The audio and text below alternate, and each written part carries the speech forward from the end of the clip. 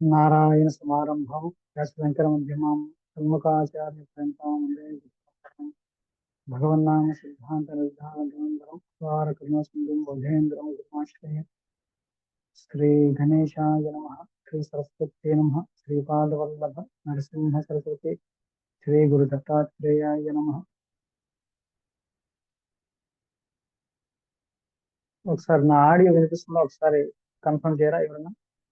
మీ videos కూడా on చేయండి ఒకసారి. వినిపిస్తుంది సార్. ఒకసారి good evening sir.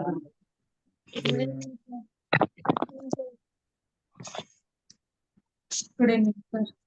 Good evening. నమస్తే గురువు గారు. నమస్తే నమస్తే. నమస్తే వెరీ అండి. గుడ్. నమస్తే సార్. మనం ప్రారంభం చేద్దాం, లేట్గా వస్తున్నారు కొంతమంది. సరే, ఈ రోజు మనం చెప్పుకోబోయేది ఏంటంటే కొంత థియరీ, తర్వాత దీన్ని కాన్సెప్ట్ మెడిటేషన్ అంటారు ఇంగ్లీష్ లో, తెలుగులో శక్తి ధ్యానం అంటాం. చాలా పవర్ఫుల్ మెడిటేషన్ ఈరోజు మనం చెప్పుకోబోతున్నాం. దీనికి ఒక ప్రత్యేకత ఉంది. సరే, అంతకంటే ముందు ఒకరు నన్ను అడిగారు, అంటే ఏంటండి ఈ కాన్సెప్ట్ ఏంటి వస్తుంది అని. అతను ఫస్ట్ సత్సంగానికి వచ్చినట్లేదు, ఆ రికార్డెడ్ వీడియో వినమని చెప్పాను. అంటే ఒక 5-6 సత్సంగాలు మీరు వింటే గానీ మీకు అర్థం కాదు. సరే, అదే ప్రశ్న మిగతా వాళ్ళు కూడా ఉండొచ్చు కదా, కాబట్టి నేను ఏమొస్తుందో చెప్పగలను ఈజీగా. అది ఎలా వస్తుంది, ఏమేమి చెప్తాం అనేది ఒక్క క్లాస్లో నేను చెప్పలేను. కాకపోతే మీకు at the end of the day 3 నెలల తర్వాత మీకు వచ్చేది ఏంటో నేను చెప్పగలను. దాన్ని బట్టి మీకు అర్థం చేసుకోండి. రైట్. 3 నెలల తర్వాత మనం అందరం కూడా ఖచ్చితంగా ఒక యోగ మార్గంలో ప్రవేశించబోతున్నాం. యోగం, ఈ యోగం గురించి మనం తెలుసుకోవాలి. మన సత్సంగం ఏం చెప్తుందంటే బొట్టు పెట్టుకోవడం, గుడికి వెళ్ళడం, ఏదో స్తోత్రాలు చదువుకోవడం, కొబ్బరికాయ కొట్టడం, ప్రదక్షిణ చేయడం, ఇవన్నీ కూడా భక్తి మార్గం. మనం భక్తి మార్గం నుంచి భక్తి యోగంలోకి రావాలి. ఈ భక్తి యోగం గురించి ఎవరు చెప్పారు అంటే భగవానుడు చెప్పాడు. అర్జునుడితో ఏమన్నాడంటే, కర్మిభ్యః అధికో యోగి, తపస్విభ్యః అధికో యోగి, జ్ఞానిభ్యః అధికో యోగి. అంటే కర్మ చేసేవాడి కంటే, అంటే కర్మయోగి కంటే యోగి గొప్పవాడు. తపస్సు చేసేవాడు కంటే, ధ్యానం చేసుకునేవాడు కంటే యోగి గొప్పవాడు. అంతేకాకుండా జ్ఞానిభ్యః అధికో యోగి అని చెప్పాడు. జ్ఞాని కంటే యోగి గొప్పవాడు. తస్మాత్ యోగి భవ అర్జున ఆయన చెప్పిన మాట. కాబట్టి యోగివిక అర్జున అని చెప్పాడు భగవానుడు. అప్పుడు అర్జునుడు ప్రశ్నలు వేశాడు. మరి యోగంలోకి రావడం అంత కష్టం అంటున్నారు కదా, మరి తరించడం ఇంకెంత కష్టం, దానిలో ఉపయోగం ఏంటి, తరించకపోతే పరిస్థితి ఏంటి అని అడిగాడు. అప్పుడు కృష్ణుడు, నువ్వు చెప్పింది కరెక్టే అర్జున, యోగంలోకి రావడం వేలల్లో ఒకటికి మాత్రమే సాధ్యం, అందరికీ సాధ్యమయ్యే పని కాదు. కాబట్టి ఇన్ని వేల మంది ఉన్నారు, ఇన్ని వేల మంది గుడికి వెళ్ళే వాళ్ళు, భక్తులు, బొట్టు పెట్టుకున్న వాళ్ళు ఉన్నారు కదా, వాళ్ళందరూ యోగ మార్గంలోకి వస్తారా అంటే రారు. వాళ్ళలో వేలల్లో ఒకరు మాత్రమే యోగ మార్గంలోకి వస్తారు.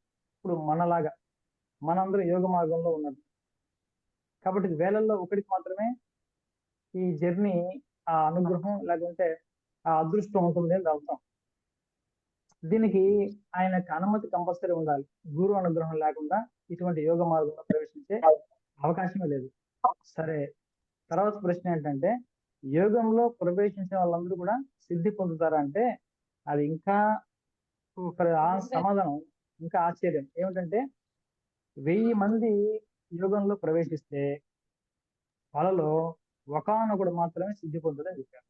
ఇది చూడండి, వేలల్లో ఒకడు మాత్రమే యోగ మార్గంలోకి వస్తాడు. ఇప్పుడు మనలా వచ్చిన వాళ్ళు వేలల్లో ఒక్కడు మాత్రమే సిద్ధి పొందుతాడని చెప్పారు.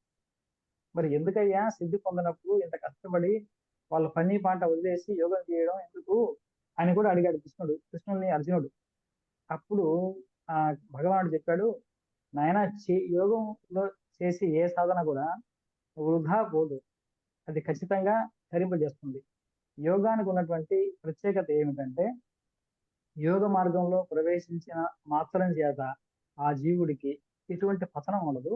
ఆ శరీరాన్ని విడిచిపెట్టిన తర్వాత ఒకవేళ యోగంలో సిద్ధి పొందకపోతే కొన్ని వేల సంవత్సరాలు భోగాలు అనుభవించి మళ్ళీ శుచీనాం శ్రీమతాం గేహే యోగ భ్రష్టోభి జాయతే అని చెప్పాడు.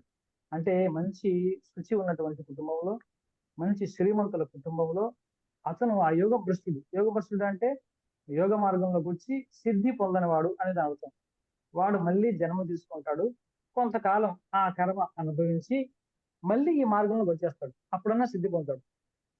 పొరపాటున అనుభవించాల్సిన కర్మ అప్పుడు ఆ జన్మలో కూడా ఎక్కువ ఉంటే మళ్ళీ మళ్ళీ మళ్ళీ కొన్ని వేల సంవత్సరాలు భోగాలు అనుభవించి మళ్ళీ శుచినాం శ్రీమతాం గేహే యోగ భ్రష్టోభి జాయతే, మళ్ళీ అటువంటి అనుకూలమైనటువంటి కుటుంబంలో పుట్టి అక్కడ మళ్ళీ కొంత కర్మ అనుభవించి మళ్ళీ యోగ సాధన ప్రారంభం చేసి సిద్ధి పొందుతాడు. ఇక్కడ అర్థం చేసుకోవాల్సింది ఏంటంటే, యోగ మార్గంలోకి అడుగు పెట్టినంత మాత్రం చేత ఎవరికి కూడా నరకం అనేది ఉండదు. ఇది కృష్ణుడి యొక్క భరోసా.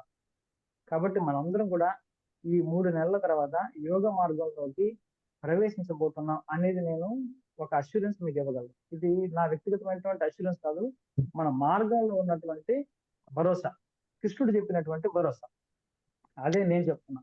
కాబట్టి 3 నెలల తర్వాత ఏమొస్తుందంటే, ఇప్పుడు ఢిల్లీ వెళ్ళే ట్రైన్ ఎక్కడం వరకు మన పని. ఎక్కిన తర్వాత ఖచ్చితంగా ఢిల్లీ వెళ్తుందా లేదా, లేట్ అవ్వచ్చు, గంట లేట్ అవ్వచ్చు, 10 గంటలు లేట్ అవ్వచ్చు, కానీ ఖచ్చితంగా ఢిల్లీకి అయితే వెళ్తుంది కదా. ఎక్కే వరకే కదా మన పని. ఢిల్లీ వరకు మనం నడవక్కర్లా, పరిగెట్టక్కర్లా, కానీ ఢిల్లీ ట్రైన్ ఎక్కితే సరిపోతుంది. ఇది యోగంకు ఉన్నటువంటి ప్రత్యేకత.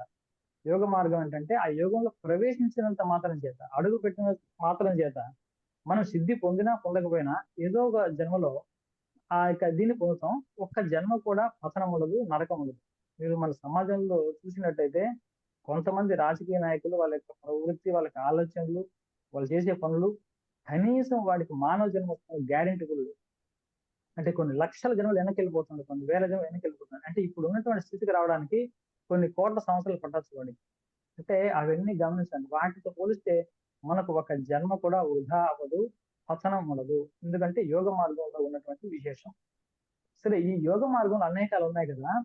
అంటే కొన్ని యోగ మార్గాలు ఉన్నాయి. హఠయోగం ఉంది, రాజయోగం ఉంది, క్రియాయోగం ఉంది.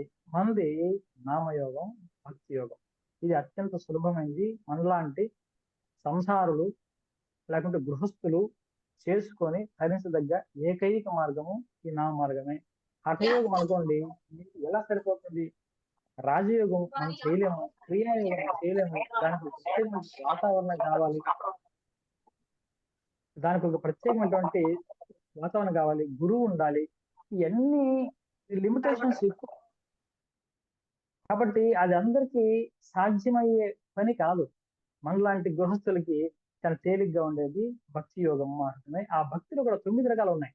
నవవిధ భక్తులు అని చెప్తారు కదా! శ్రవణం, కీర్తనం, విష్ణు స్మరణం, పాదసేవనం అని. అందులో కూడా ఈ శ్రవణం కూడా కష్టమే. అంత సులభమే కాదు. పరీక్షిత్తు విన్నాడంటే పరీక్షిత్తు అలా విన్నాడు కాబట్టి 7 రోజుల్లో మోక్షం లభిస్తుంది కానీ మనం అలా వినగలమా? వినడం కూడా కష్టమే. కానీ స్మరణ, విష్ణు స్మరణ అన్నిటికంటే తేలికైంది. విష్ణు స్మరణ, జపము, నామ సంకీర్తన చాలా తేలిక. భజన చేయడం ఈజీ, జపం చేయడం ఈజీ. కాబట్టి జపము ద్వారా తరించేది చాలా చాలా సులభం. కాబట్టి కలియుగంలో మన శాస్త్రం ఏం చెప్తుంది, విష్ణు పురాణం చెప్పింది ఏంటంటే ధ్యాయన్ కృతే యజై యజ్ఞై త్రేతాయాం ద్వాపరే అర్చనం యదాప్నోతి తదాప్నోతి కలవు సంకీర్త కేశవం. అంటే దాని అర్థం ఏంటంటే, మొన్న ఎవరు అడిగారు, మనకు మేము ధ్యానం చేస్తున్నామండి కొంచెం, అంటే దీనికంటే పైపెచ్చు స్థాయి కదా అన్నట్టు అడిగారు. దానికి కూడా ఇక్కడ సమాధానం వస్తుంది. ధ్యాయన్ కృతే గుణంలో ధ్యానం వల్ల తెలుస్తారు. యజై యజ్ఞై త్రేతాయాం, త్రేతాయుగంలో యజ్ఞ యాగాది క్రతువుల ద్వారా వాళ్ళు అనుకున్న అభీష్టాలు సిద్ధిస్తాయి. అందుకే రామచంద్రమూర్తి యజ్ఞం వల్ల జన్మించాడు. అమ్మవారు కూడా యజ్ఞం వల్లే జన్మించారు. యజ్ఞ ప్రధానంగా ఉన్నటువంటి యుగం త్రేతాయుగం. తర్వాత అర్చన ద్వారా తరించేది ద్వాపర యుగం. యదాప్నోతి తదాప్నోతి కలవు సంకీర్త కేశవం. ఏ విధంగా ఆ జన్మల్లో వాటి ద్వారా తరిస్తారు, అదే విధంగా కలవు సంకీర్త కేశవం, కేశవుడు అంటే విష్ణువు యొక్క నామ సంకీర్తన, నామస్మరణ ద్వారా జీవులు తరిస్తారు. ఇది కలియుగానికి ఉన్నటువంటి ఒక ప్రత్యేకత. కాబట్టి ధ్యానం ఇక్కడ చేయకూడదని కాదు, యజ్ఞం చేయకూడదని కాదు. ఉదాహరణ చూడండి, ధ్యానం ఎంతమంది చేయగలరు చెప్పండి? అంటే అందరూ ఇప్పుడు కళ్ళు మూసుకొని శ్వాస మీద ధ్యాస పెట్టే పద్ధతులు ధ్యానం చేస్తున్నా అనుకుంటున్నారు. కానీ అది ఎంతమంది ధ్యానం చేస్తున్నారో వాళ్ళకే తెలియాలి. అది రిలాక్సేషన్ టెక్నిక్ అనుకుంటున్నాను. చాలా మంది రిలాక్స్ అవుతున్నారు, అది ధ్యానం అనుకుంటున్నారు. సరైన ధ్యాన పద్ధతి కాదు.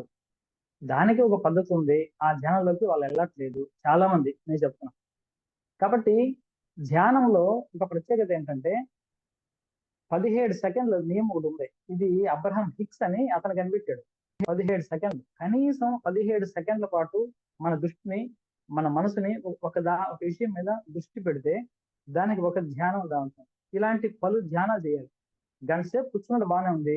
ఎంతసేపు చేయగలిగాడు, ఎంత మనసు నిలబెట్టగలిగాడు, ఇదేమన్నా చెప్పగలరు ఎవరన్నా?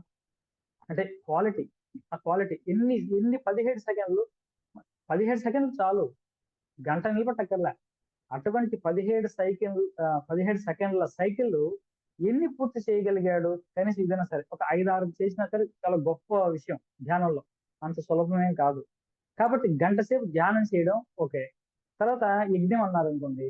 ఇప్పుడు ఎంతమంది సరైన పద్ధతిలో సరైన మంత్రాలు అనుష్ఠానం చేసి యజ్ఞంలో హవిస్సిస్తే దేవత వచ్చి తీసుకుంటుంది ఖచ్చితంగా. అటువంటి యజ్ఞం చేయించగలిగే ఘనాపాటిలు మన సమాజంలో ఎంతమంది ఉన్నారు చెప్పండి? మనకందరికీ అంత తేలిక విషయం కొంతమంది ఉన్నారు, సమాజంలో ఉన్నారు. కానీ అది చేయించుకోవడం ఎంత కష్టం కూడుకున్న విషయం. మనకు సులభం కాదు, చాలా కష్టం. ధ్యానం చేయడం కష్టం, యజ్ఞం చేయడం కష్టం, స్తోత్రం కూడా కష్టమే అంటున్నా. స్తోత్రం ఎందుకు కష్టం అంటున్నానంటే, లలితా సహస్రనామం చాలా మంది చదువుతున్నారు. ఇన్ని బుద్ధులు చదువుతున్నారు అంటే లక్ష్మి దగ్గర అలక్ష్మి పెడితే మొత్తం అర్థం అంతా మారిపోయింది. ఇటువంటివి తప్పులు తెలియక ఏం చేస్తున్నాము మరి, అవన్నీ కూడా ఎలాగా? కాబట్టి స్తోత్రం చేయడం కూడా కష్టమే. అంటే స్తోత్రం చేస్తాం, అందులో ఎన్ని తప్పులు ఉన్నాయో తెలియదు మనకు. ఎక్కడ ఆపాలో, ఇప్పుడు లలితా సహస్రం చాలా చాలా ముఖ్యం. లలితా సహస్రనామంలో విష్ణు సహస్రం చాలా తేలిగ్గా ఉంటుంది. లలితా సహస్రం ఆ యొక్క నామం పూర్తి వరకు ఆపకుండా మనం చెప్పాలి. ఎక్కడ ఆపాలో అక్కడ చెప్పాలి. ఆపినా మనం సంధి విడదీసి మళ్ళీ దాన్ని చదువుకోవాలి. అలా చేయట్లేదు, అన్ని కలిపి చేస్తున్నారు చాలా మంది. కానీ అది కూడా కష్టమే కదా రిజల్ట్ ఇవ్వడం. కానీ రామ అన్నాం అనుకోండి, లేకుంటే ఒక 10 నిమిషాలు కూర్చొని 100 నిమిషాలు రామ అని అనుకోండి, 100 నిమిషాలు రామ అన్న ఫలితం 100% వచ్చి తీరాల్సిందే. వచ్చి తీరాల్సింది. ఇందులో క్వాలిటీ ఏమీ లేదు ఇక్కడ. ధ్యానం లాగా గంట సేపు ధ్యానం చేసామండి అని చెప్పడానికి లేదు. 108 సార్లు రామ చెప్తే 108 సార్లు చెప్పినట్టే లెక్క. దీనికి ఎటువంటి కండిషన్స్ ఏమి లేవు. కాబట్టి ఇంకొక ఉదాహరణ చెప్తే మీకు అర్థం ఉంది. ధ్యానం మనం కూడా చేస్తాం, ధ్యానాన్ని మనం తక్కువ చేయట్లా. కానీ ధ్యానం చేసే వాళ్ళు ఈ భక్తి మార్గం తక్కువ చేసుకుంటున్నారు. అది నేను గుర్తించాలంటున్నా. అది అది అది డిఫెక్ట్. కేవలం ధ్యానం చేసుకునే వాళ్ళు భక్తి మార్గంలోకి నేను ఉండను, చేయలేను అనడం అనేది వాళ్ళ డిఫెక్టివ్ మెథడ్. మనము ధ్యానం చేస్తున్నాం, మనం కూడా ధ్యానం చేస్తాం, కానీ ఇది పర్ఫెక్ట్ మెథడ్ అని చెప్తున్నాం. ఇప్పుడు ధ్యానం అనేది ఫర్ ఎగ్జాంపుల్ బాగా డబ్బులు ఉన్నాయి, చాలా మందికి సెలబ్రిటీస్ ఉన్నారు మన సమాజంలో, వాళ్ళకి చార్టెడ్ ఫ్లైట్స్ ఉన్నాయి. చార్టెడ్ ఫ్లైట్ ఉంది. ఆ, ఏదేంటిది మూవీ పీపుల్, సినిమా వాళ్ళు, రాజకీయ నాయకులు, కొంతమంది బిజినెస్ పీపుల్ ఉంది కదా చార్టెడ్ ఫ్లైట్. చార్టెడ్ ఫ్లైట్ ఉంటుంది, కారు ఉంటుంది. ఇప్పుడు మీరు ఆలోచించండి, చార్టెడ్ ఫ్లైట్ ని ఎక్కువ వాడతారా, కార్ని ఎక్కువ వాడతారా? వాళ్ళు బేసిక్ గా కారే ఎక్కువ వాడతారు చార్టెడ్ ఫ్లైట్ ఉన్నప్పటికీ. చార్టెడ్ ఫ్లైట్ వాడేది నెలకు ఒకసారి, 2 నెలలకు ఒకసారి, 6 నెలలకు ఒకసారి వాడతారు తప్పిస్తే డైలీ వాడేది వాళ్ళ కారు. అంటే దాని అర్థం ఏంటంటే చార్టెడ్ ఫ్లైట్ వాడే కండిషన్స్ కొన్ని ఉన్నాయి. అంటే కనీసం ఢిల్లీ వెళ్ళాలి, అక్కడ ఎయిర్పోర్ట్ ఉండాలి, మనకి ఇక్కడ సిబ్బంది అంతా ఉండాలి, అటువంటి కండిషన్ లో వెదర్ అనుకూలించాలి. ఇటువంటి కండిషన్ లో చార్టెడ్ ఫ్లైట్ మనం యూజ్ చేయగలం, చాలా ఫాస్ట్ గా వెళ్తుంది. కానీ ఇప్పుడు మనం అమీర్పేటకి వెళ్ళాలి, ఎస్ఆర్ నగర్కి వెళ్ళాలి, హైదరాబాద్ సిటీలో తిరగాలంటే ఫ్లైట్ ఎలా తిరుగుతాం? మనం వాడాల్సింది కారే. అంటే ఇప్పుడు నేనేం చెప్తాను అంటే, ధ్యానం అనేది ఫ్లైట్ లాంటిది, చాలా గొప్పది, చాలా పవర్ఫుల్, కానీ దాన్ని వాడలేము, అంత సులభంగా మనం వాడలేము, అంత ఫ్రీక్వెంట్ గా మనం ఉపయోగించలేము, దాని నుంచి అంత తేలిగ్గా ఫ్రీక్వెంట్ గా ఫలితాన్ని పొందలేము. నామజపం ఉంది కార్ లాంటిది, ఎప్పుడు మనం వాడుకోవచ్చు. పక్క సందుకి వెళ్ళి రావాలన్నా కార్ తీయొచ్చు, హ్యాపీగా కూర్చోవచ్చు, వెళ్ళి రావచ్చు. కాబట్టి మనకి యాక్సెసిబుల్, మనకు బాగా అందుబాటులో ఉన్నది కారు, అంటే నామజపం. ఈ ఫ్లైట్ అనేది చాలా చాలా కష్టం మనకి. కాబట్టి కష్టమే, కానీ చాలా పవర్ఫుల్, గుర్తుపెట్టుకోండి. ధ్యానంలో చాలా పవర్ ఉంది, అందులో సందేహం లేదు. అంటే వీళ్ళు ఎందుకంటే ధ్యానం చేస్తూ భక్తిని నిరసించే వాళ్ళ పరిస్థితి అంటే ఎలా ఉంటుందంటే, నాకు ఒకటి గుర్తొస్తుంది. నేను చిన్నప్పుడు 3వ తరగతి 4వ తరగతి చదువుకునేటప్పుడు మా లెక్కల సార్ ఉండేవాడు. ఆయన ఎప్పుడు కూడా 16 8 18 అంతా నిల్చోబెట్టి వరుస పెట్టి అడిగేయడమే. 18 4 వెంటనే చెప్పాలి. నాకు వెంటనే చెప్పలేను, నేను అంత బై హ్యాట్ చేసుకునేంత ఇది లేదు నాకు. ఈ టేబుల్స్ నాకు చాలా ఇరిటేషన్ వచ్చేసేది. ఆయన ఎప్పుడు అదే అడిగేవాడు, ఇంక వేరే ఏ సబ్జెక్ట్ లేదు, మొత్తం ఆయన వచ్చాడంటే ఇంక మొత్తం టేబుల్స్. నేను అనుకున్నాను, అప్పుడు అనుకున్నాను, ఆ, ఈ ఈ 5th 6th ఇది వెళ్ళిపోయి డైరెక్ట్ గా మనము 10th కి వెళ్ళిపోతే ఈ టేబుల్ కూడా ఉండేది కదండి. 10th కి ఇంటర్మీడియట్ వెళ్ళిపోతే ఈ టేబుల్ అడిగేవాడు నాకు తెలుసు, టేబుల్స్ అక్కడ ఉండవు, ఆ క్లాసులో ఉండవని. కాబట్టి డైరెక్ట్ ఆ క్లాస్కి వెళ్ళిపోతే ఎవరు టేబుల్ అడగరు, మనకి ఎక్కడ అవసరం లేదు టేబుల్ అనుకున్నాను. ఒకవేళ ఇది ధ్యానం చేసే వాళ్ళు అలా ఉంది, ఈ భక్తి ఇంకోటి ఇంకోటి లేకుండా డైరెక్ట్ గా మనం అక్కడికి వెళ్ళిపోతే బాగుంటుందని వెళ్ళినట్టు అక్కడ ఫీల్ అయిపోతున్నారు. ఇప్పుడు ఒకవేళ నేను తీసుకెళ్ళి 10th క్లాస్ పడేసాను అనుకోండి, 4 5 ఉన్నాం, టేబుల్స్ కు చిరాకు పడి భయపడి నాకు ఇష్టం లేకో 10th క్లాస్ కూర్చోబెట్టేసి అనుకోండి, ఇప్పుడు నేను 10th క్లాస్ పాస్ అవుతానా? పాస్ అవ్వలేను. అలాగని 5 6 క్లియర్ చేస్తానా? ఇది పోయింది, ఇది పోయింది, అది పోయింది. అట్లా చాలా మంది ధ్యానంలోకి వెళ్ళి భక్తిని నిరసించి, ఇటు భక్తి పోయింది, అటు ధ్యానం పోయింది, పూర్తి ఇటు అటు కూడా పోయింది. కాబట్టి ధ్యానం చేసే వాళ్ళు కొంత ఆలోచన చేసి సరైన మార్గంలో సరైన గురువు ద్వారా మనం ధ్యానం చేసుకోవాలి తప్పిస్తే కేవలం మనం ఏదో కళ్ళు మూసుకొని ఉండడమే ధ్యానం అనుకోవడం కాదు. మనం కూడా ధ్యానం చేస్తాం, అద్భుతమైనటువంటి ధ్యాన పద్ధతులు మనం శాస్త్రాలు చెప్పినటువంటి ధ్యానాన్నే మనం అవలంబిస్తాం. కాబట్టి ఇది ఈ ఇది థియరీ మనం ఈరోజు.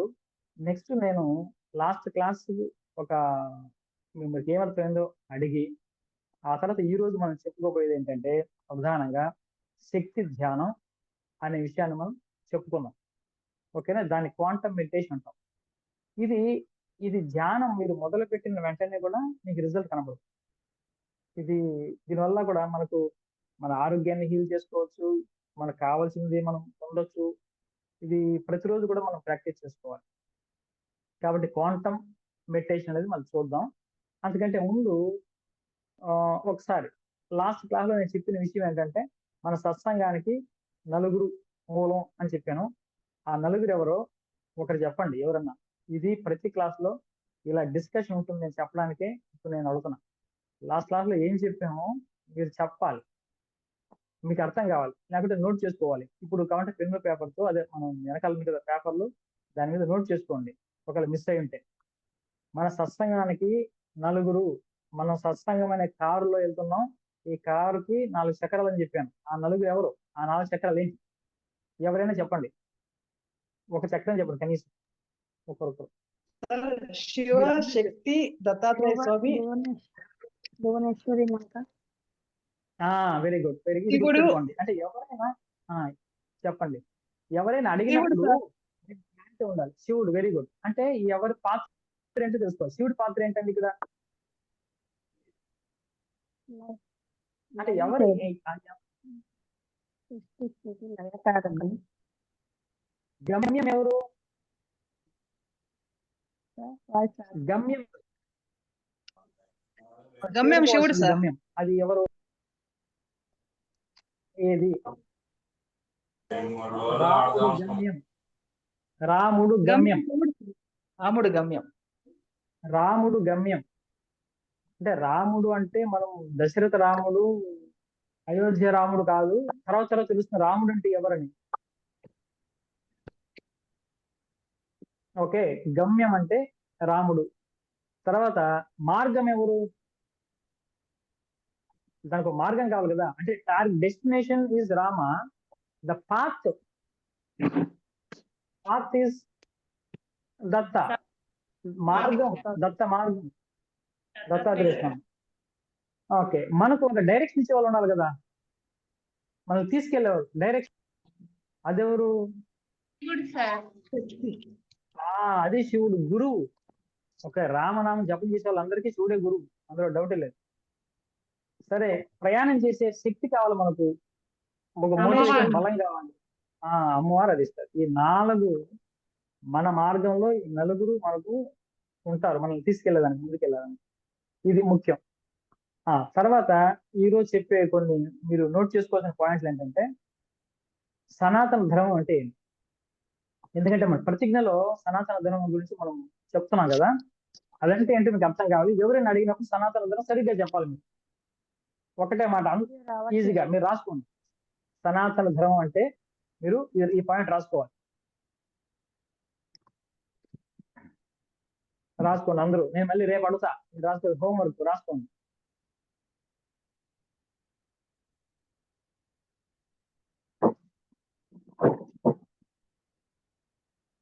సనాతన ధర్మం అంటే అతీంద్రియ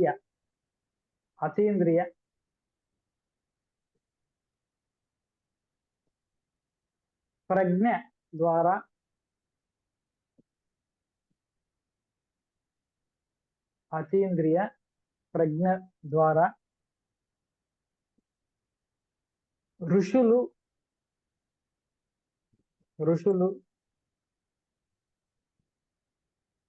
దర్శించిన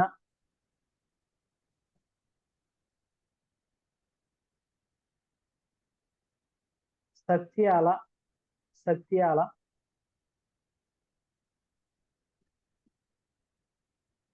సమాహారం.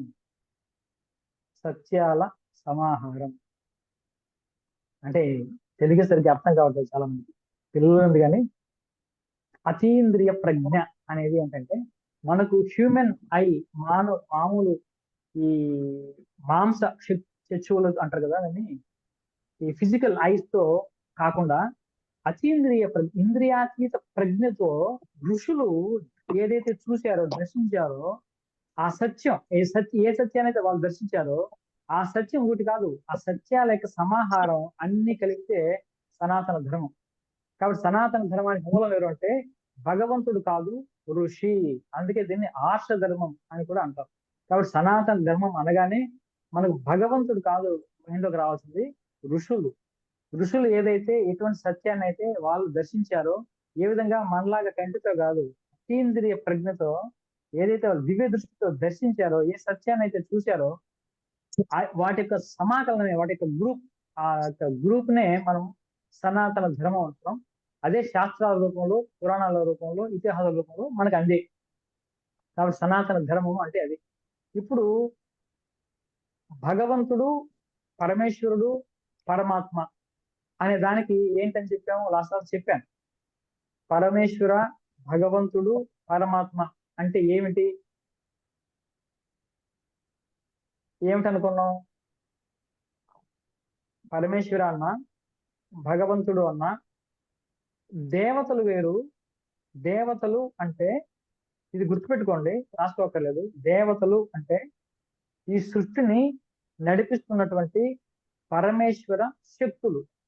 అంటే ఇంద్రుడు, ఈ దిక్పాలకులు, అశ్విని దేవతలు, వీళ్ళందరూ కూడా ఏకాదశి రుద్రులు, ద్వాదశ ఆదిత్యులు, వీళ్ళందరూ కూడా 33 మంది ఉంటారు. ఈ 33నే ముక్కోటి దేవతలు అంటున్నారు. 3 కోట్లు కాదు ఇక్కడ. ముక్కోటి అంటే 33 అని రాస్తాం. 33 మంది ఉన్నారు. వీళ్ళు దేవతలు. అంటే వీళ్ళు అంటే మెయిన్ డైటీస్. తర్వాత ఇంకా వీళ్ళ కింద చాలా మంది ఉంటారు అనుకోండి. వీళ్ళు వీళ్ళని దేవతలు అంటారు. నవగ్రహాలు కూడా మళ్ళీ తర్వాత వస్తారు వీళ్ళ కింద. నవగ్రహాలు వాళ్ళు కూడా దేవతలే. దేవతలు భగవంతుడు కాదు. భగవంతుడు కింద పనిచేసే, పరమేశ్వరుడి కింద పనిచేసే దేవతలు వీళ్ళు. దేవతకి భగవంతుడికి తేడా అర్థం చేసుకోవాలి మీరు. భగవంతుడు, పరమేశ్వరుడు, పరమాత్మ అంటే దాని అర్థం ఏంటంటే సృష్టి, స్థితి, లయములు చేసేవాడిని పరమేశ్వర అంటాం. ఇది గుర్తుపెట్టుకోవాలి. సృష్టి, స్థితి, లయములు 3 చేసేది ఒక్కడే. ఇది స్పష్టంగా మన మైండ్ లోకి వెళ్ళిపోవాలి. సృష్టి, స్థితి, లయములు ఎంతమంది చేస్తున్నారు అంటే బ్రహ్మ, విష్ణు, మహేశ్వరులు కాదు. ఒకడే చేస్తున్నాడు. మరి 3 ఉన్నారు కదండి. 3 పేరు చెప్తున్నారు కదా. బ్రహ్మదేవుడు సృష్టి చేస్తున్నాడు, విష్ణు స్థితి కారకుడు, రుద్రుడు లయకారకుడు అంటున్నారు కదా. మరి 3 అంటే ఒకడే 3 రోల్స్, అది 3 పాత్రలు పోషిస్తున్నాడు కాబట్టి ఒకడే. అక్కడ కూడా కరెక్ట్ గా మనం విచారం చేస్తే అక్కడ కూడా బ్రహ్మదేవుణ్ణి మనము ఎలిమినేట్ చేసేయచ్చు. ఎందుకంటే బ్రహ్మదేవుడు సృష్టికర్త కాదు. సృష్టికర్త బ్రహ్మదేవుడు కానే కాదు. ఎందుకు కాదు అంటే బ్రహ్మదేవుడు సృష్టికర్త అయితే బ్రహ్మకు ముందే సృష్టి ఉంది. మరి బ్రహ్మ ఎలా సృష్టింపబడ్డాడు? ఒక కమలం ఉంది. కమలంలో ఆయన కూర్చున్నాడు. ఆయనకు ఒక స్పృహ వచ్చింది. వచ్చేసరికి ఆయన కమలంలో కూర్చున్నాడు. కింద జలం ఉంది, పైన ఆకాశం ఉంది, వాయువు ఉంది. ఈ పంచభూతాలు ఉన్నాయి, కమలం ఉంది, జలములు ఉన్నాయి. మరి నాకు ఎక్కడి నుంచి వచ్చింది కమలం అని వెతికి చూశాడు. ఏం దొరకలేదు. అంటే సృష్టికర్త బ్రహ్మదేవుడు ఎలా అవుతాడు? బ్రహ్మదేవుడికి ముందే సృష్టి ఉందిగా. మరి బ్రహ్మదేవుడు ఏంటి అంటే సృష్టిని బ్రహ్మదేవుడు కొనసాగించాడు. బ్రహ్మదేవుడు సృష్టిని కొనసాగించాడు తప్పిస్తే సృష్టికర్త బ్రహ్మదేవుడు కాదు. కానీ ఆ అర్హత, ఆ స్థాయి, ఆ ఆనరు, పొజిషను బ్రహ్మదేవుడికి ఇచ్చి సృష్టికర్తగా గౌరవిస్తున్నాం మనం. కాబట్టి బ్రహ్మదేవుని పక్కన పెడితే మిగిలిన ఇద్దరే, విష్ణువు, శివుడు ఇద్దరే. మళ్ళీ ఇద్దరు లేరు ఇక్కడ, ఉన్నది ఒకడే. ఎందుకంటే ఎక్కడ లయం అవుతుందో అక్కడి నుంచే కదా బయటకు వస్తుంది. మరి శివుడిలో లయమైనటువంటి ఈ యొక్క విశ్వము విష్ణువులో బయటకు ఎలా వచ్చేస్తుందండి? మరి శివుడి నుంచే కదా రావాలి. కాబట్టి ఇప్పుడు దాన్ని మీకు బాగా అర్థం కావాలంటే పోతన అద్భుతంగా రాశాడు. ఎవ్వని చే జనించు జగమెవ్వని లోపల నుండు లీనమై ఎవ్వని ఎందు డిందు పరమేశ్వరుడు ఎవ్వడు. ఇక్కడ చూసారా 3 చెప్పాడు. ఇది ప్యూర్. అంటే ఇక్కడ వేదంలో ఏదైతే చెప్పారో, ఉపనిషత్తులు ఏదైతే చెప్పారో అదే చెప్పాడు పోతన. చిన్న పద్యంలో చెప్పాడు. ఎవ్వని చే జనించు జగమెవ్వని లోపల నుండు లీనమై ఎవ్వని ఎందు డిందు పరమేశ్వరుడు ఎవడు. ఈ 3 చెప్పాడా? 3 చెప్పి 3 చెప్పాడా? ఒకనే చెప్పాడు. ఈ 3 చేసే పరమేశ్వరుడు ఎవడు, మూల కారణం ఎవడు, అనాది మధ్య లయుడెవడు, వాణి ఈశ్వరుని నే శరణము వేడుదన్. అటువంటి ఈశ్వరుని, అటువంటి పరమేశ్వరుని నే శరణం వేడుకుంటున్నా. ఎటువంటి శరణం వాడు? ఎవ్వని చే జనించు ఎవ్వని లోపల ఉండు లీనమై ఎవ్వని ఎందు దిందు పరమేశ్వరుడు. ఇప్పుడు చూసారా 3 చెప్పాడు కానీ ఒకరిని అడ్రస్ చేస్తున్నాడు ఇక్కడ. దీని ఉపనిషత్తులు ఏమైనా తెలుసా? ఉపనిషత్తు చెప్పే యథోవా ఇమాని భూతాన్ని జాయంతి ఏన జాతాన్ని జీవంతి యత్ ప్రయంతి అభిషం విశంతి. అంటే ఎవడి నుంచి భగవంతుడికి ఉపనిషత్తులు ఇచ్చే డెఫినేషన్, ఎవడి నుంచి ఈ భూతజాలము, ఈ జీవులందరూ పుడుతున్నారో, ఎవడి వల్ల వృద్ధి చెందుతున్నారో, ఎవరిలో లయమైపోతున్నారో వాడికి భగవంతుడు అని పేరు. ఇప్పుడు చెప్పండి, ఉన్నది ఒకడే. మీరు శివరూపంలో లయం చేస్తున్నాడు, విష్ణు రూపంలో సంరక్షిస్తున్నాడు అని అర్థం చేసుకోండి. ఇద్దరు లేరు, ఉన్నది ఒకడే. కాబట్టి ఎలా చూసినా భగవంతుడు అనేవాడు ఒకటే. సృష్టి స్థితి లయములు చేస్తేనే అతనికి పరమేశ్వర అని పేరు. మనకు ఆ వాల్మీకి రామాయణం కాదు కానీ అధ్యాత్మ రామాయణంలో నారదుడు పరశురాముడు ఈ విధంగా చెప్తాడు. అంటే రామ రామ మహాబాహో జానేత్వం పరమేశ్వరం పురాణ పురుషం విష్ణు జగత్ సర్గ లయ వృద్ధి కారణ అంటాడు. అంటే నాకు తెలుసయ్యా నువ్వు పరమేశ్వరుడని. ఏంటి? సరిగ్గా అంటే సృష్టి స్థితి లయములు చేసే పరమేశ్వరుడని, పురాణ పురుషుడని, విష్ణువని నాకు తెలుసు అని చెప్తాడు. అక్కడ ఇదే చెప్తున్నాడు, జానేత్వం పరమేశ్వరం. కాబట్టి పరమేశ్వరుడిని గుర్తించాలని చెప్తున్నాడు. పరమేశ్వరుడు అంటే 3 చేసేవాడు దాంట్లో. కాబట్టి భగవంతుడు ఉన్నది ఒకటే, ఆ కానీ 3 పనులు చేస్తున్నాడు కాబట్టి మనకు ముగ్గురుగా చెప్తున్నారు. ఇది ఇక్కడ వరకు ఈ కొంచెం థియరీ అర్థమైంది అనమాట. ఇప్పుడు మనము క్వాంటమ్ మెడిటేషన్ లోకి వెళ్దాం. ఈ క్వాంటమ్ మెడిటేషన్ ప్రతిరోజు కూడా మనం చేయాలి. దీని ప్రత్యేకత ఏంటంటే, ఇది ఎందుకు పవర్ఫుల్ అంటే మనలో ఉన్నటువంటి శక్తి స్వరూపాన్ని మనము రియలైజ్ చేయడం, మనలో ఉన్నటువంటి ఎనర్జీని మనం ఫీల్ అవ్వడం. ఇది ఎందుకంటే నేను హోపనోపనో క్లాస్ చెప్పేటప్పుడు, కొంత గైడెడ్ మెడిటేషన్ చేసేటప్పుడు ఆ ఒక 2-3 చెప్పారు నాకు, మాకు మొన్న మీరు కళ్ళలో వచ్చారండి, మా ఇంటికి వచ్చారు. ఆ వచ్చిన కామన్ చెప్పిన పాయింట్ ఏంటంటే, నాకు వాళ్ళ ఇంట్లో భోజనించినానని చెప్పారు. ఇది ఎలా సాధ్యం అవుతుంది అంటే, ఇప్పుడు నాకు ఆ కళ్ళలో చెప్పినప్పుడు కూడా ఇక్కడ ఉన్నట్టున్నారు. అమ్మా ఉన్నారా? గీతానా ఆవిడ చెప్పింది ఉన్నాను నాకు, సార్. ఉన్నా సార్. ఒకసారి అది చెప్తే అది ఎందుకు అప్పుడు ఆవిడ చెప్పలే, ఏమి సంతోషం మంచి కళ అని చెప్పి నేను పెట్టేశాను. ఇప్పుడు చెప్తాను అది ఎలా అవుతుందో, దానికి కారణం ఏంటో ఇప్పుడు నేను వివరంగా చెప్తాను. దానికి మనకి ఈ యొక్క క్వాంటమ్ మెటీరియల్ ఎలా ఉపయోగపడుతుందో చెప్తాను మీకు. చెప్పమ్మా నీ అదేంటది చెప్పావు.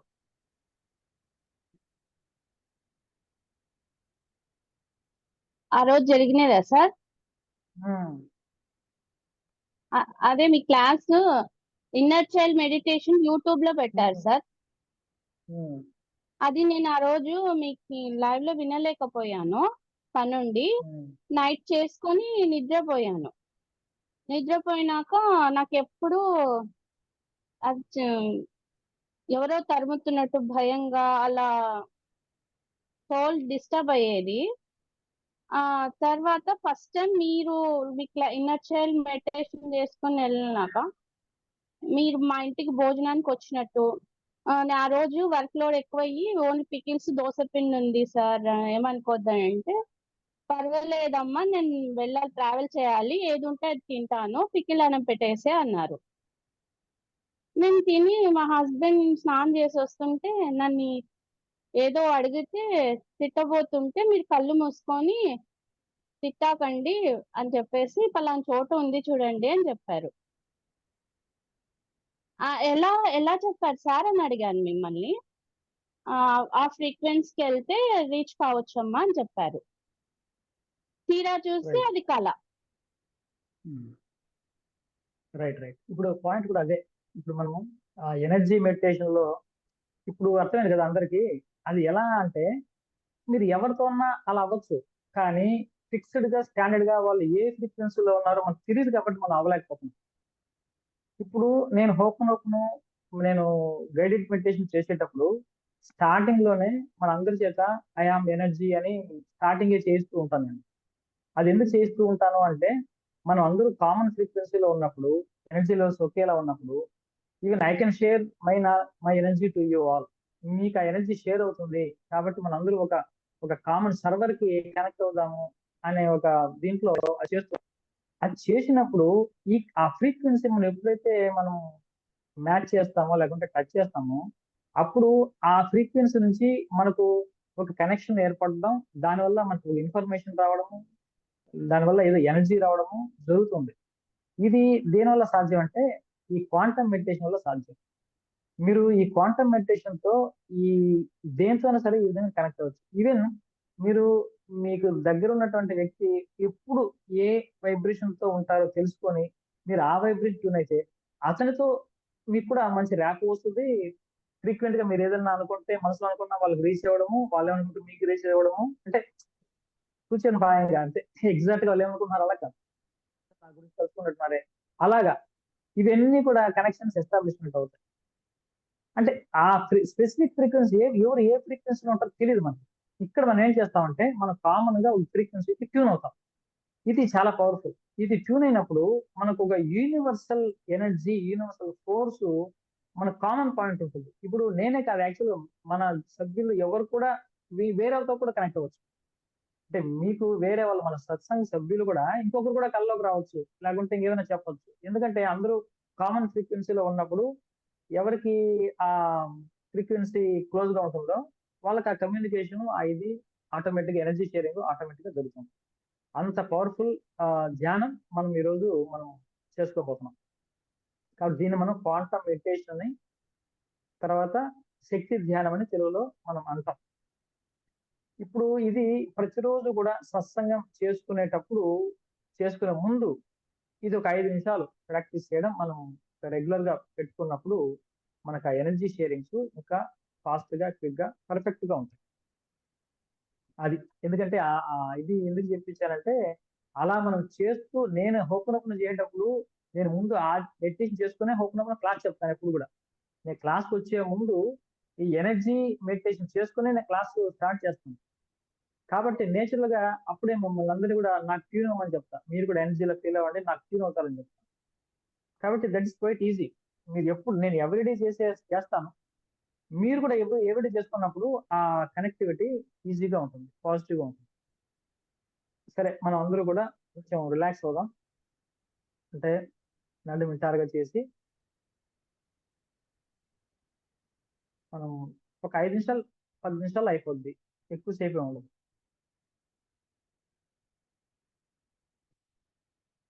నడుము నిటారు చేయండి. Take some deep breaths. Deep inhale, deep exhale.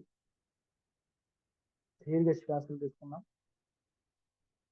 ప్రతి శ్వాసలోనూ మీ మనస్సు, శరీరం పూర్తిగా విశ్రాంతి తీసుకున్నట్టు భావించండి. Relax, relax, relax.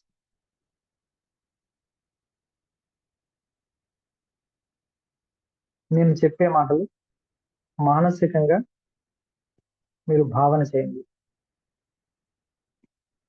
I am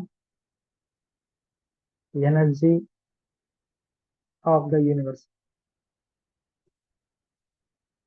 I am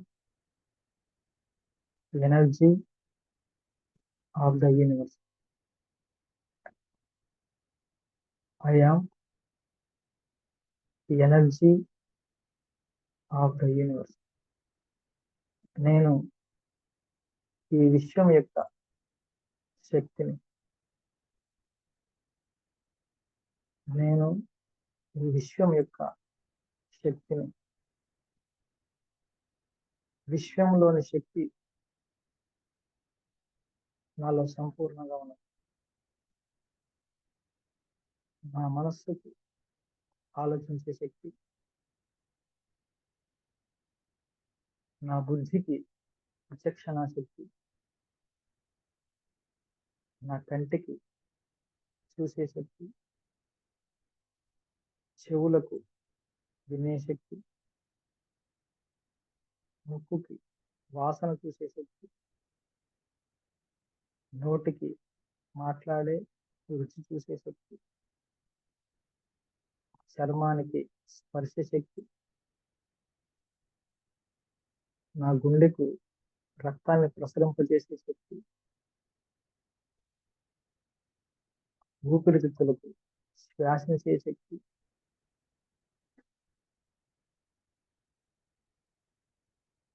నా జీర్ణాశయానికి అరిగించే శక్తి,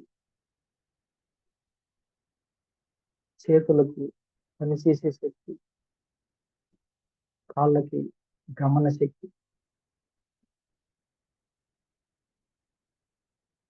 నా శరీరంలో ఎన్ని రకాల శక్తులు.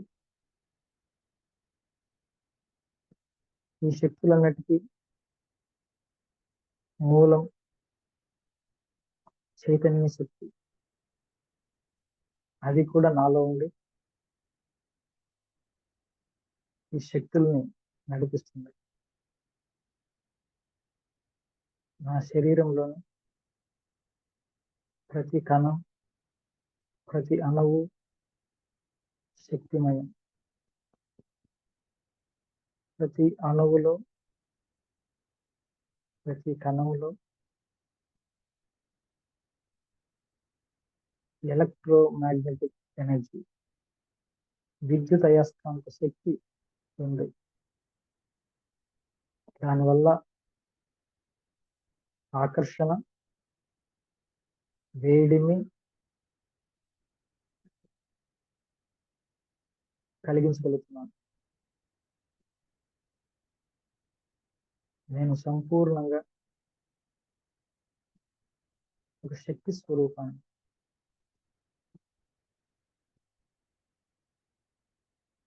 ఆ శక్తికి పరిమితులు లేవు.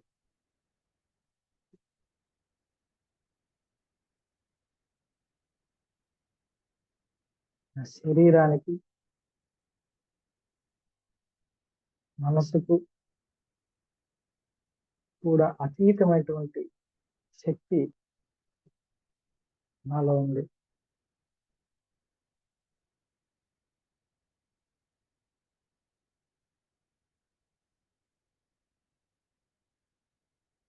ఈ విశ్వం నాలో, నేను విశ్వంలో ఉంటున్నాను. ఈ విశ్వంలోని సంపూర్ణమైనటువంటి శక్తి అంశ రూపంలో నాలో నిండుగా ఉంది. I am energy of the universe. I am energy of the universe. నేను ఈ విశ్వం యొక్క శక్తిని. నా ప్రతి శరీర భాగం, ప్రతి అణువు శక్తితో నిండి ఉన్నది. I am energy. I am energy. I am energy.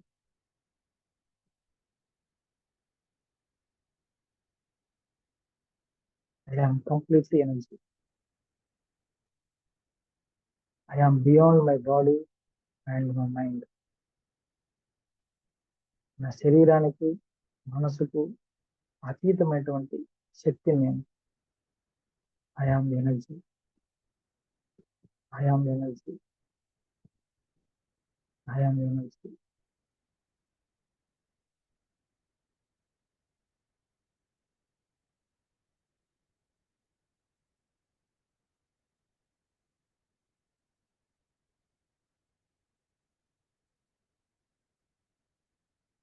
My energy is pure.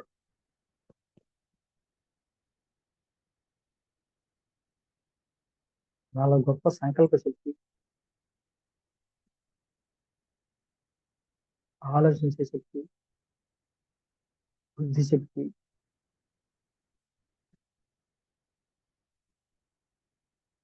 నాలో సమృద్ధిగా ఉన్నాయి.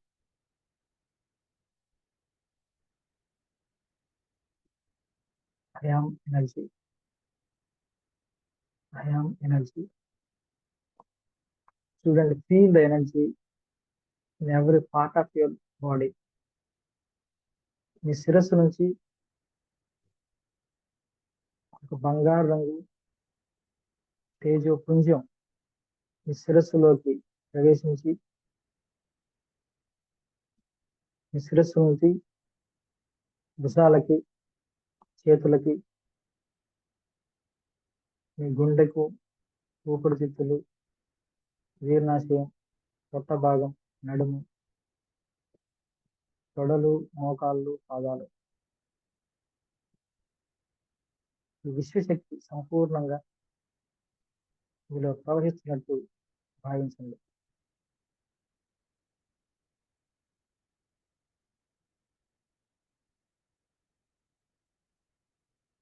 మీ పాదాల నుంచి అద్భుతమైనటువంటి ఆకర్షణ శక్తి, భూమి యొక్క శక్తి మీ పాదాల నుంచి మీ మోకాళ్ళ వరకు,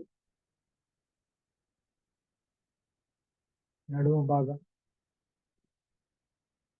పొట్ట భాగం, ఛాతీ భాగం, శిరస్సుకి, భూదేవి నుంచి అద్భుతమైనటువంటి శక్తి మీలో ప్రవహిస్తున్నట్టు భావించండి.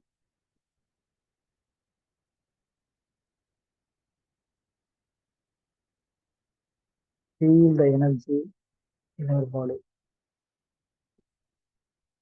Feel the energy in your body. I am energy.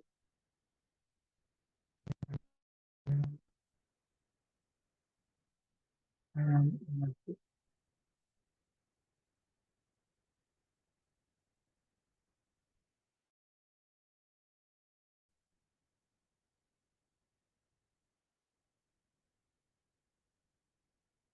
Relax, relax, relax. Slowly, slowly open your eyes. Open. This is called quantum meditation. You are going to the quantum level of your thoughts and your body. ఈ శరీరంలో ఉన్నటువంటి quantum అంటే అణువు స్థాయికి, శక్తి స్థాయికి, energy స్థాయికి మన యొక్క అవేర్నెస్ ని, మన యొక్క చైతన్యాన్ని తీసుకెళ్దాం. మన అవేర్నెస్ ఎప్పుడు మన బాడీ మీదే ఉంటుంది, సహజం, అది సహజంగా ఉంటుంది. మన అవేర్నెస్ ఎప్పుడు కూడా నేను అంటే ఎవరు, ఇది నేను అనుకుంటూ ఉంటాం. సో ద అవేర్నెస్, మన ఎరుక ఎప్పుడు కూడా మన శరీరాన్ని నేను అనుకుంటూ ఉంటాం. బట్ దట్ కాన్షియస్నెస్ ని ఇప్పుడు ఆ కాన్షియస్నెస్ ని ఎనర్జీ లెవెల్ తీసుకెళ్ళడమే ఈ మెడిటేషన్ లో ఉన్నటువంటి ప్రత్యేకత. ప్రతిరోజు కూడా ప్రయత్నపూర్వకంగా సహజంగా అది బాడీ దగ్గర ఆగిపోతుంటుంది. ఈ మనస్సు దగ్గర ఆగిపోతుంది, బాడీ దగ్గర ఆగిపోతుంటుంది. ఈ మనసే నేను, లేకపోతే శరీరం నేను అనుకుంటూ ఉంటాను. కాదు, ఈ మనసు శరీరాన్ని దాటి నేను ఒక ఎనర్జీ, ఒక శక్తి స్వరూపం అని మనం ఒక శక్తిని ఫీల్ అవ్వాలి. మనలో ఉన్నటువంటి శక్తులన్నీ కూడా ఒకసారి స్మరించుకొని, కంటికి ఉన్న శక్తి, చేతికి ఉన్న శక్తి, నాలుగు శక్తులు మనలో ఉన్నాయి. కాబట్టి మన శక్తి స్వరూపం. కాబట్టి ఎనర్జీ, మనం ఎనర్జీ బేస్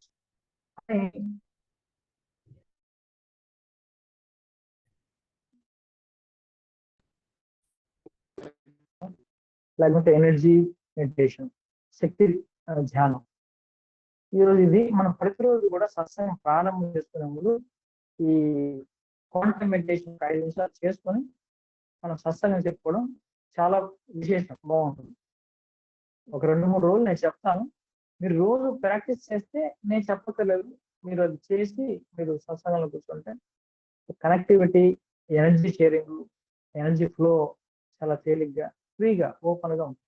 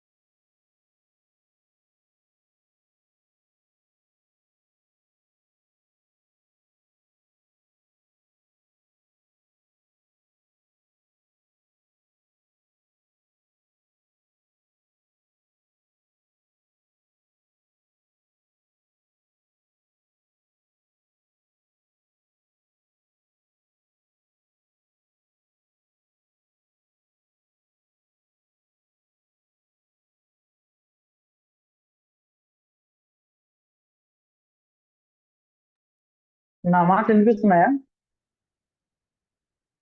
వినిపిస్తున్నాయి సార్. ఓకే, ఎందుకంటే ఇప్పుడు మధ్యలో కట్ అయినట్టుంది. నాకు ఇది వైఫై లేదు, out of station, mobile data ఏమైనా డిస్టర్బెన్స్ ఉందేమో. సరే, మీరు ఏమైనా డౌట్ అడగచ్చు, లేకుంటే వేరే ఏమైనా మాట్లాడచ్చు. It's up to over to please anybody.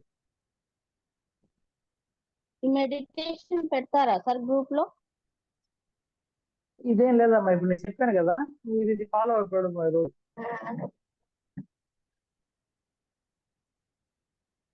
Sir book లో కోడ్ నెంబర్ అని ఉంది ఫస్ట్ పేజీలో పేరు తర్వాత. మీకు కోడ్ నెంబర్ అలాట్ చేయాలి.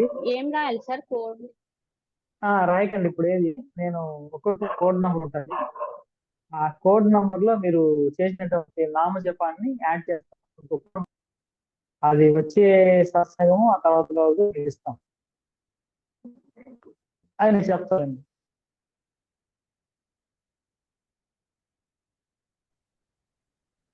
సరే, ఇంకెవరైనా ఒక 5 నిమిషాలు సందేహాలు ఇలాంటివి ఏమైనా ఉంటే అడగచ్చు, చెప్పాలని చెప్పచ్చు.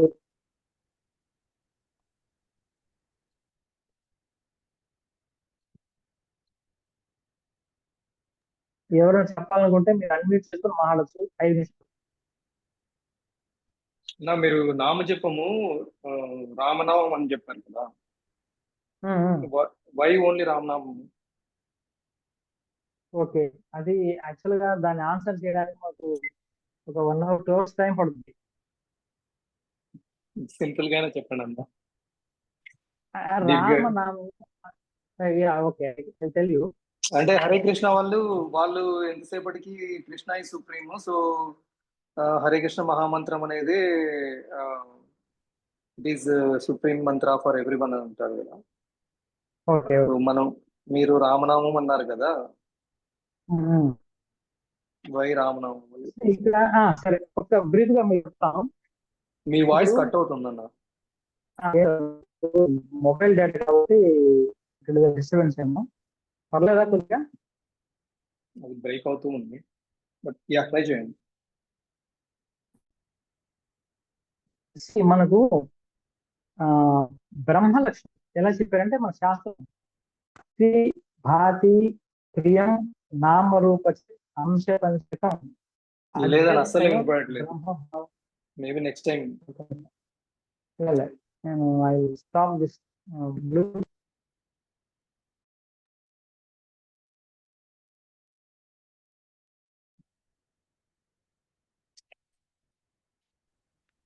బ్లూటూత్ ఆపేసాను. ఇప్పుడు క్లాస్ బ్లూటూత్ తీసేసాను. ఏమైనా ఉందా, వినిపిస్తుందా? Better sir, little bit better.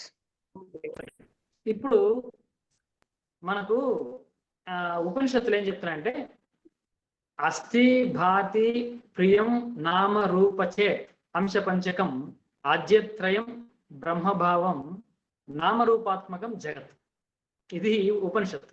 అంటే దాని అర్థం ఏంటంటే, ఈ విశ్వం అంతా కూడా పంచ అంశాలతో కూడుకుని ఉన్నది అని దాని అర్థం. అందులో మొదటి 3 బ్రహ్మ లక్షణాలు, 5, 4, 5 ప్రకృతి లక్షణాలు అని అర్థం. అంటే ఏమిటి? అస్థి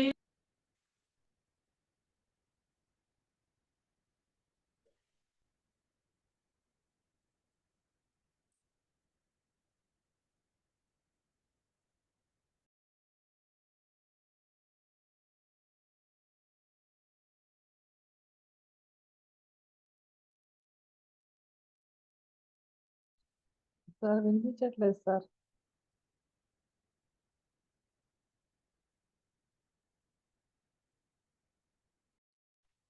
సార్ వెళ్ళిపోయారు గ్రూప్ వాళ్ళు.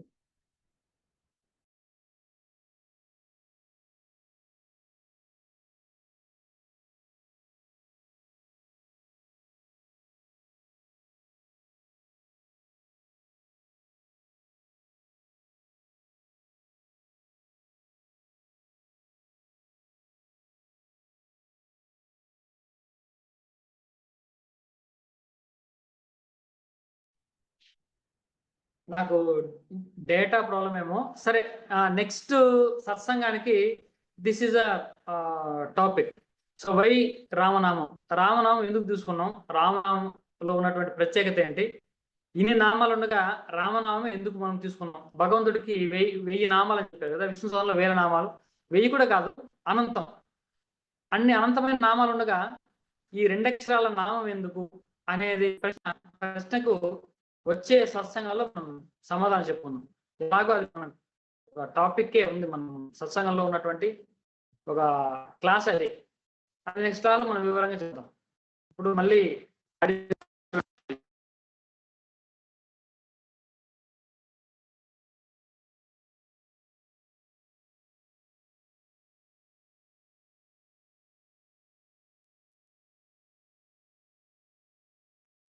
మేబీ నా డేటా ప్రాబ్లం అనుకుంటాను. సరే, మనం క్లోజ్ ద మీటింగ్ క్లోజ్ చేద్దామంటే నెక్స్ట్ నేను ఆ క్వశ్చన్ ఆన్సర్ చేయడం నెక్స్ట్ సత్సంగ్. సర్వేషాం భవతు, సర్వేషాం స్వస్తిర్భవతు, సర్వేషాం మంగళం భవతు. ఓం శాంతి శాంతి శాంతి.